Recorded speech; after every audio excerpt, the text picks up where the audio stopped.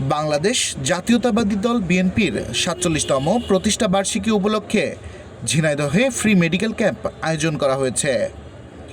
এই উপলক্ষে আজ শুক্রবার সকাল ১১টার সময় ঝিনাইদহের সিটি কলেজ ক্যাম্পাসে এ আয়োজন করে আরাপপুর বিএনপি।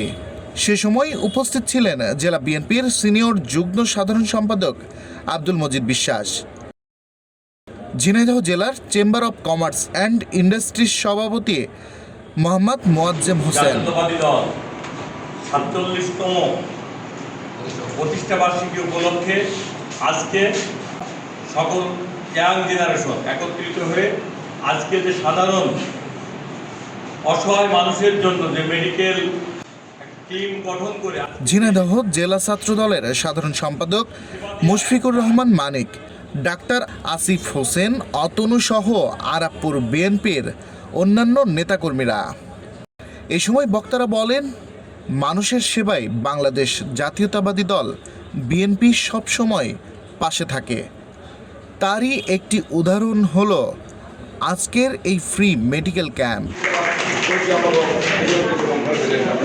এর মাধ্যমে অনেক মানুষকে এই উচ্চ মূল্যের বাজারে বিনামূল্যে চিকিৎসা দেওয়া এবং সেই সাথে ওষুধ দেওয়া হবে।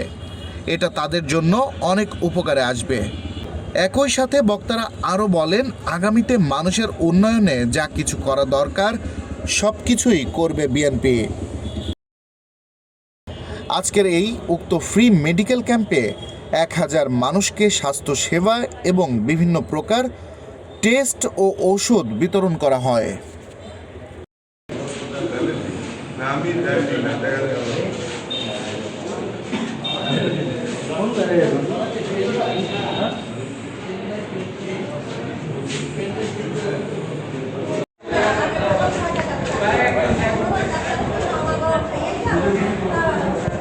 আমরা যারা এই দলের নেতা কর্মী সমর্থক, আমাদের মধ্য থেকে আমরা এই অর্থ সংগ্রহ করে এই সেবাটা প্রদান করতে চাই।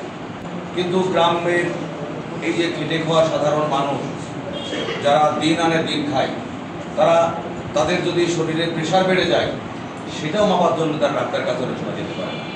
সামান্য একটা ডায়াবেটিক্সের টেস্ট করা, ব্লাড গ্রুপিং করা, জ্বর হলে ডাক্তারের কাছে যাওয়া, এই সুযোগ থেকে অনেকেই বঞ্চিত। আমাদের দেশ এখনও স্বাস্থ্যসেবায় এতটা এগিয়ে আসতে পারেনি। আমরা যদি সমাজের রাজনৈতিক কর্মী এবং যারা বিত্তবান আছে সবাই যদি এগিয়ে এসে এই অসচ্ছল পরিবারগুলোর জন্য কিছুটা স্বস্তি দেয়, মাসে হোক বা ২ মাসে হোক একবার যদি প্রত্যেকটা এলাকায় একটা ক্যাম্প করে, তাহলে কিছু না হোক তাদেরকে ঠান্ডা, কাশি, জ্বর বা এই যেগুলো প্রেশার, ডায়াবেটিক্সের যে বিষয়গুলো আছে এইগুলো পরীক্ষা করা যেতে পারে। বা ডাক্তাররা যিনারা আসবেন তাদের বড় কোনো সমস্যা হলে কোন ডাক্তারের কাছে যাবে, কোথায় যাবে সেই উপদেশটাও তারা দিতে পারে।